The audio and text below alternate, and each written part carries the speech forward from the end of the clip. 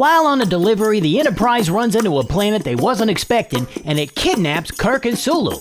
And when the crew go looking for him, they find him in the drawing room of a being what looks like a French general or something.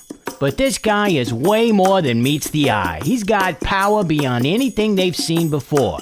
Except for the other times they've seen ththings like this.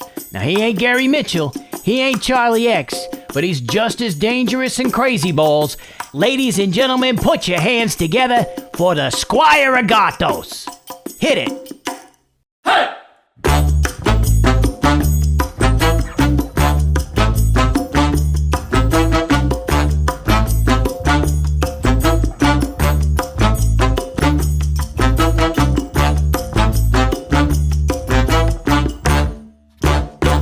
A couple of guest stars in this one. First, we got Michael Barrier as DeSalle. Now, we'll see DeSalle a couple more times in the series, but Barrier also appeared in such genre shows as Mission Impossible and Voyage to the Bottom of the Sea.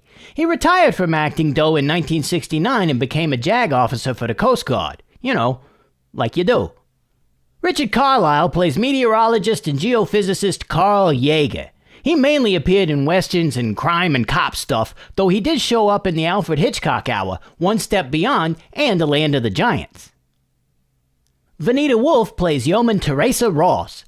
Only acted from 1966 to 1969, but appeared in The Monkees, The Wild Wild West, and along with fellow Star Trek alum Peter Duria, had a role in Catalina Caper.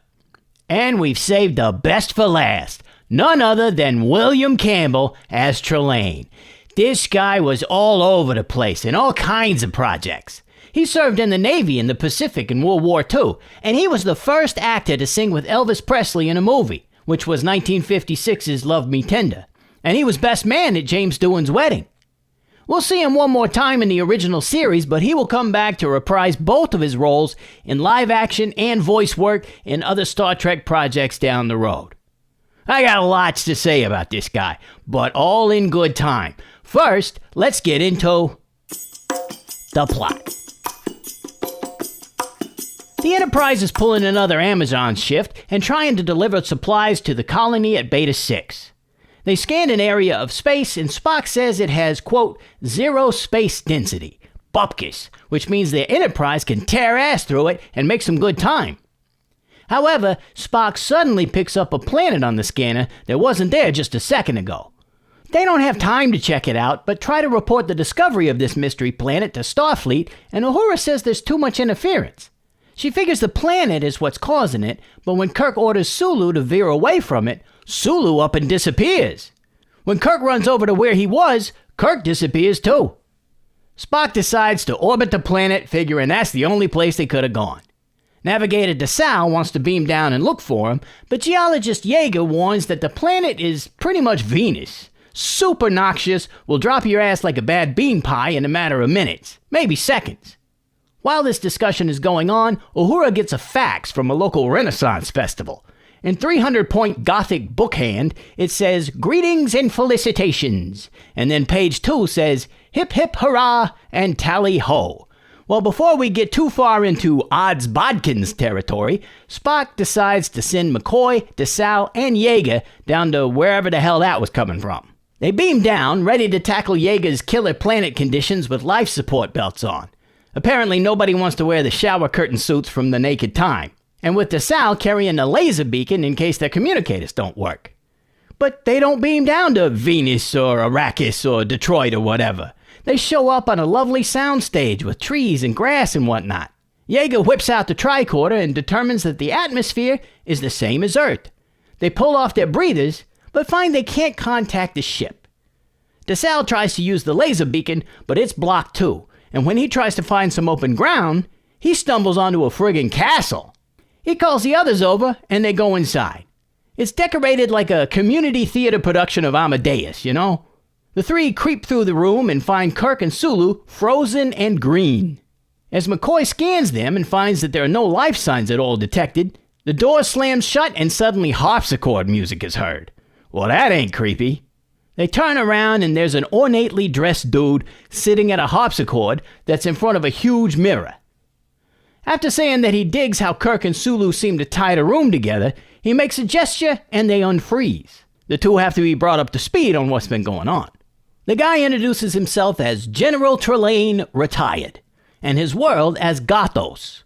He mentions that he's been observing and studying Earth for some time, but is surprised that they're able to do the whole space travel thing.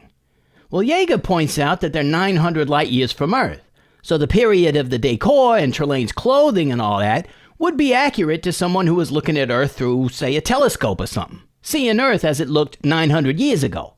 This seems to catch Trelane off guard, though, and he's a little disappointed. He was really wanting the place to be like home for the Earth people. Well, Kirk wants to know why he's keeping them prisoner, but Trelane insists that they're guests. He wants to hear all about the campaigns and battles that Kirk and crew have been through.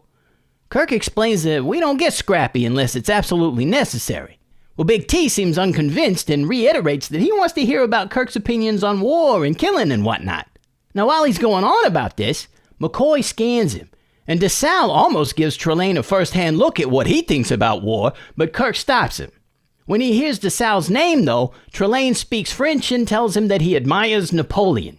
Kirk introduces the rest of the party, and Trelane manages to offend all of them personally. It's kind of impressive. DeSalle tries once again to light Sergeant Pepper up with his phaser, but I guess doesn't notice that he's doing it in front of an enormous mirror. Trelane freezes him, but he doesn't take DeSalle's attempt to stun him personally, and instead is fascinated by DeSalle's phaser. He takes it out of DeSalle's frozen hand and checks it out. He figures out pretty quick how to set it on kill, and vaporizes a stuffed salt vampire.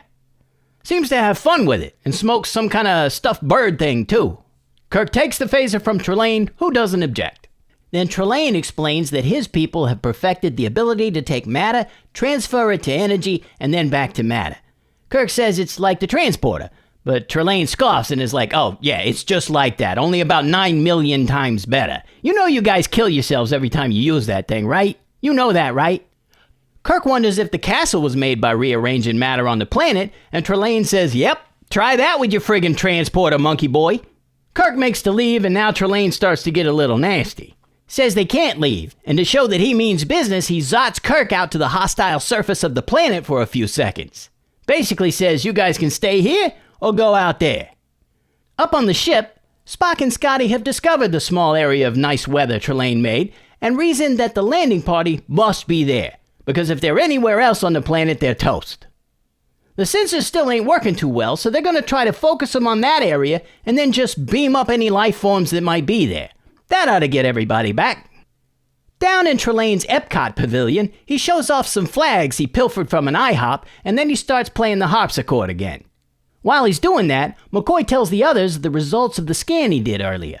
Basically, he couldn't pick up any readings at all. Not alive, not dead, not nothing. Yeager points out there's a roaring fire in the fireplace, but it ain't giving off any heat. This guy is powerful, but he ain't infallible. Well, Kirk tries to persuade Trelane to let them go, playing on his respect for a sense of duty, but Big T doesn't budge. So Kirk says their companions must be missing them, and lets slip that there are women on the ship. Well, this sends Trelane into a whole new level of excitement. He wants to zot all of them down right now, but Kirk stops him. And while they're arguing, McCoy says they're receiving a transporter signal. Trelane asks what that means, and as an answer, Kirk and the gang beam back up to the ship. Spock explains that he got them back to the ship by beaming up all life in the little area around Trelane's castle, which doesn't seem to include Trelane, backing up McCoy's analysis. But the reprieve is short-lived because Trelane shows up on a bridge anyway. He don't seem too pissed about their escape act, but does want to have a word with Spock, who arranged the whole thing. He wants Kirk to punish Spock, but Kirk says he commends Spock's initiative. In spite of this, Trelane invites everyone over for dinner. Before Kirk can decline, they're already at Trelane's place. Same group as before, but this time with Spock, Uhura, and Yeoman Teresa Ross along for the ride as well. For some reason, DeSalle is particularly pissed at Trelane for all of this and lunges toward him ready to throw down. Trelane freezes him in his tracks and seems to be fascinated with DeSalle's rage. Kirk asks him to let DeSalle go, and Sulu does the Han Solo thing. Hey! Hey! Listen to me! It'll be another time. Trelane says, okay, but that was your one. You don't get a two. Then he brightens up and invites everybody to eat up. Kirk gives the okay, and they all sit. Kirk introduces the ladies to Trelane. It goes about as awkwardly as you might expect. He also introduces Spock. Spock tells him basically that he's a tool, but Big T don't seem too put out by that. Instead, he tells Yeoman Ross he wants to dance, and asks Uhura to get all Keith Emerson on the harpsichord. She says she don't know how, and T-Money over here zots some knowledge into her head, and she starts to jam. Well, while they're dancing, the gang huddles up. McCoy reports that the food and the drink are completely tasteless. Not like Olive Garden or whatever, but like they literally don't taste like anything. The brandy don't even taste as good as water. Like Miller Lite, am I right? Yeah. Anyways, while everyone else sees all this tasteless food and whatnot as weird, Spock is like, nah, that figures. This guy's only seen food through a telescope or something. He don't know what it's supposed to taste like, so it don't taste like nothing. Kirk reasons that if he can make a mistake like that, he's not all-powerful. Maybe there's something helping this guy do this stuff, like a machine or a device or something. Well, while they're discussing this, T decides that Yeoman Ross's uniform ain't Bridgerton enough or whatever, and so he zots her into a princess costume. So far, we're 2 for 2 on Yeoman and princess costumes over here. Well, Kirk and team are noticing that T don't get too far from his big-ass mirror, so Kirk hatches a plan. He acts all jealous that T is dancing with Yeoman Ross and challenges him to a duel, which T positively gets giddy about. He runs to fetch some dueling pistols, which he says are replicas of the pistols that were used in Alexander Hamilton's famous duel on Broadway or wherever that was. But T says he's the one challenged, so he claims the first shot. When Kirk points out that ain't how it's supposed to go, T gets a little upset and threatens to plug Spock. So Kirk agrees to these new rules. But T fires up in the air, and then puts himself at Kirk's mercy. Kirk takes aim and 1, 2, 3, 4, 5, 6, 7, 8, 9, shoots the mirror behind Trelane. I think I owe Lin-Manuel Miranda money now. I'll catch him tomorrow. He lives down the block over here. Anyways, when Kirk shoots the mirror, it shatters to reveal a huge machine, and that machine is going haywire. The fire is turning on and off, the lights are freaking out, there's all kinds of Warner Brothers cartoon noises, it's pandemonium. Well, needless to say, the Big T is teed off. He tells him to go back up to the ship and get ready for a foppish beatdown. Then he runs up to the mirror and disappears. Uh-oh, that ain't good. He wasn't supposed to have no power after that. Well, they beam up to the ship, set course for Beta 6, and floor it. As they blast away from Gothos, though, they get closer to Gothos. Trelane is full-on in troll mode and keeps putting the planet in front of the Enterprise. No matter how they try to dodge it, it's still there. Can't escape. Well, Kirk basically hits his limit and decides to beam down and have it out with T-Bone once and for all. When he gets there, he finds himself in a courtroom with a Trelane decked out in a British judge's wig and himself on trial for treason. To add a little atmosphere, there's a silhouette of a noose on the wall. This is clearly going to be a fair trial. Now, Kirk don't answer the charges, but if Trelane agrees to let the Enterprise go, he'll be happy to plead guilty. Well, Trelane finds him guilty anyway and sentences him to be, you guessed it, hanged. But instead of hanging, Kirk says, wouldn't it be more exciting and fun to have a hunt? Kirk hides out in the forest, and then Trelane comes and kills him. But Kirk agrees to this only if Trelane promises to let the Enterprise go.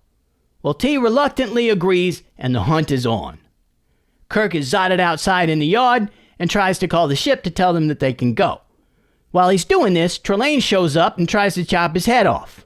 The hunt continues back and forth, running around, until finally Kirk is cornered at the entrance of the castle with Trelane-created fences on either side. As T closes in for the kill, Kirk reminds him that he promised to let the Enterprise go, but T reneges on the deal, saying this is too much fun and he's going to do this hunt thing with all the people on the Enterprise. Well, Kirk responds by yoinking Trelane's sword, breaking it over his knee, and then slapping his punk ass upside his punk ass head. T gets all mad, but before he's about to zot Kirk butt good, 2 glowing green blobs show up and tell Trelane to knock it off and come in for supper. What? Yep. Turns out Trelane is a kid of some kind, and these are his parents. He does the you always stop me when I'm having fun thing, and the I don't have to listen to you thing, all the pissy kid greatest hits, you know? The parents suck Trelane up and then apologize to Kirk. Kirk wants to know more about him, but they tell him to get lost. Back up on the ship, Spock is trying to catalog Trelane in the records and wants to know how he should classify him. Kirk says put him down as a small boy. Spock says that's weird, and we roll credits. Great stuff. A lot of great stuff in this episode. Let's start off with some great lines. Isn't quite human, is he? My father is from the planet Vulcan. And are its natives predatory? Not generally. But there have been exceptions. Really? Spock gets a lot of great lines in this episode, and I love that from the get-go, Spock just has a problem with Trelane. You can sense that he's basically offering to demonstrate one of these exceptions right here, right now.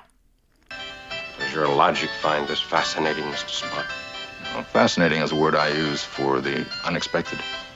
In this case, I should think interesting would suffice. Our first real acknowledgement that Spock uses the word fascinating a lot. And of course, McCoy is the one to point it out. But it's interesting how we get Spock's guidelines on how to use the word fascinating. A little peek into the Vulcan style guide over here. I object to you. I object to intellect without discipline. I object to power without constructive purpose. Oh, Mr. Spock, you do have one saving grace after all. You're ill-mannered. The human half of you, no doubt. Third in our Spock trifecta, we get it laid out for us and for Trelane too, just what the nature of Spock's distaste for Big T really is. And a completely unfazed Trelane comes back with an equally great comeback. I love this exchange. Now, if you've watched my reviews of Where No Man Has Gone Before or Charlie X, and if you haven't, why don't you go do that right now, you'll know that I love to point out when Shatner is bringing the subtlety. Look at his face when Trelane throws away his shot. And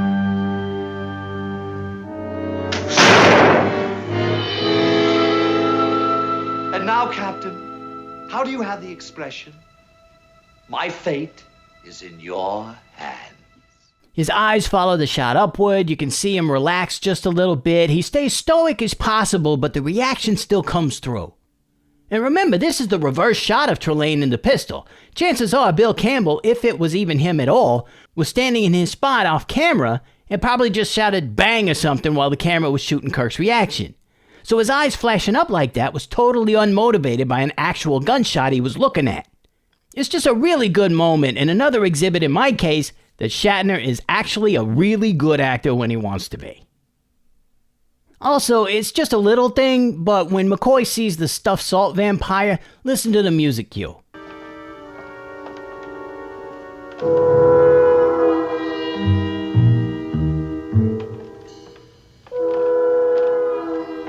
Look. It's a lovely little callback that sound editor Doug Grindstaff put in there to the salt vampire music from The Man Trap. He beamed up to the ship with us. Or something did.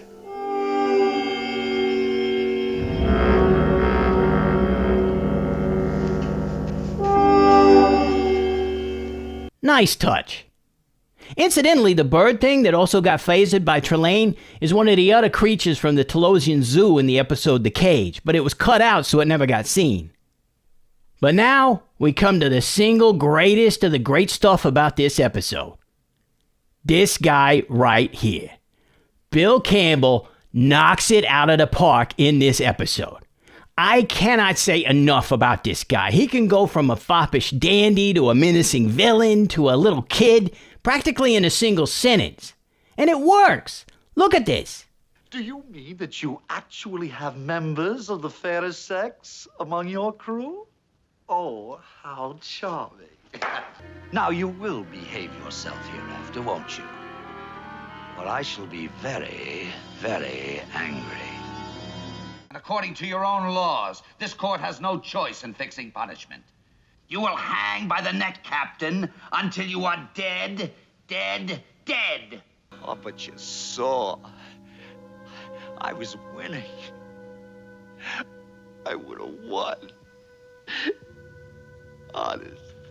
This isn't just one actor, this is one character. And Campbell plays all of these aspects of Trelane perfectly.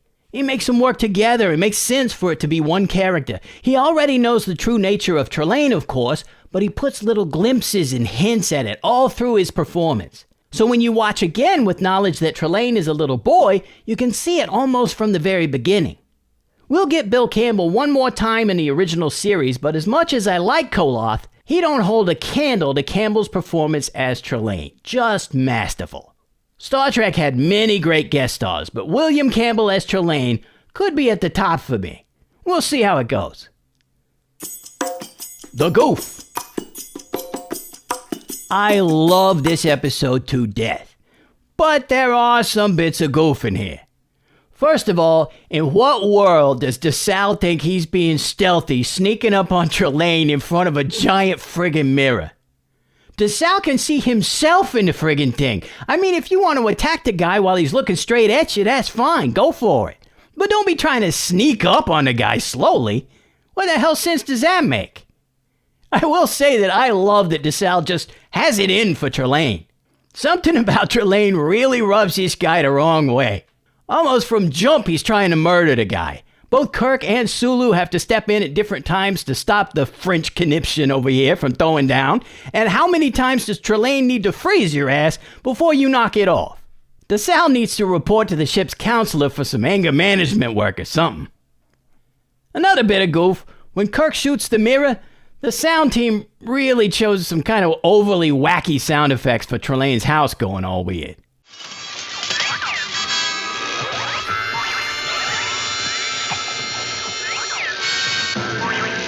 You've ruined everything. It always makes me laugh, especially the boing noises. I don't think I'm laughing in a way that's a credit to the episode, though, you know what I mean? So another little thing, but remember the Galileo 7 and the credits guy misspelling SCPIP supervisor? Well, I guess we have an answer as to whether or not that guy lost his job over that. As the great Miles Davis once said, once is a mistake, twice is jazz. Well, I guess we'll see if Spelly Roll Morton over here ends up making it a hat trick. And finally... On the other hand, he was probably doing things comparable to the same mischievous pranks you played when you were a boy. Mischievous pranks, Captain. Yes, dipping little girls' curls in inkwells, stealing apples from the neighbors' trees, tying cans on... Forgive me. Are you kidding me? No one thought it sounded weird that people who just last episode were so far into the future that amusement park was an archaic concept only Spock knew about seemed to have no problem with the concept of an inkwell in a school kid's desk? I mean, they largely didn't have those in schools anymore in 1967, much less the 23rd friggin' century. It's just a weird and uncharacteristically dated reference in a show that usually tries pretty hard not to do that. Ruminations. So, a real quick acknowledgement of the statement that Daddy Blob makes at the end. But I was winning. They're beings, Trelane. They have spirit. They're superior. No. There's been a lot of discussion about that line. Is Daddy Blob saying that humans are superior to them because they, quote, have spirit? I mean, we don't really know, I guess, but I think that the consensus is that he's saying that humans are superior to, say, animals. Of course, who knows what Trelane is doing to animals when he's not doing the bad guy from Les Mis thing, but I don't think Huge Beaumont up there is saying that humans are any more special than anyone else with that. So, what's the message of this episode? Oh, it's really easy to say it's the absolute power thing that tends to be at least some of the message of all of these Supreme Being episodes, but this one deliberately goes much deeper than that. Now, Vietnam was going full tilt at this point, and public sentiment about that war, and war in general, was pretty unfavorable. With its usual flair, Star Trek takes a pretty definitive anti-war stance with this episode. They hold that mirror up to human nature by showing all of the aggressiveness, obsession with strength and power, callousness toward killing or suffering, glorification of conquest and martial exuberance by making them things that a little boy would be obsessed with. They wanted to show the audience, particularly America's young people, some of whom were either already in Vietnam or were under the sword of Damocles that was the draft, that there was a future when humanity will have outgrown all of this obsession with war and conquest. A time that, while it might still be a necessary evil, we won't relish in it and will only engage in such action reluctantly and when there's no other choice. This is a message Star Trek returns to many times, even into the next generation and beyond. And it's a good one. Also, let me point out that this is the third time in 4 episodes that we've been inside a courtroom. Weird, right? So let's talk about the 9 billion pound elephant in the room. The crew run into a lot of Supreme Beings over the course of the series, but none of them are so similar in their presentation to Q as Trelane is. The theatricality, the obsession with humanity and their warlike past, even the gestures he makes when he exercises his power. It's hard not to make that connection. So, is Trelane a Q? Well, one of the few Star Trek novels I've actually read was Q Squared by Peter David, which tackles this very subject.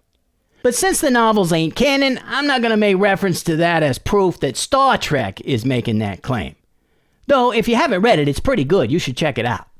The Q are able to travel in time and space, bring people back from the dead, have them live entirely alternate universe lives, a lot of stuff that go way beyond what we see Trelane do. But maybe that's because he's so young. In fact, Trelane clearly doesn't understand fully the powers he has because he describes them as being able to transmute matter into energy and back and also alter its form at will. But they clearly go beyond that because he's able to zot the ability to play the harpsichord into Uhura's mind as well as specific knowledge of that particular song, Roses from the South by Strauss. That seems to be much more sophisticated than just changing the form of matter. Maybe his powers are developing. So yeah, he seems to be using a machine. But is he, though? He still disappears right after it's destroyed and immediately chases the Enterprise with the whole friggin' planet. So I have to wonder what good that machine was doing. Maybe it isn't necessary. Maybe it's just there as like training wheels while his powers are still developing. The parents didn't seem to need a machine. And on the other hand, who's to say the Q ain't using technology to do what they do?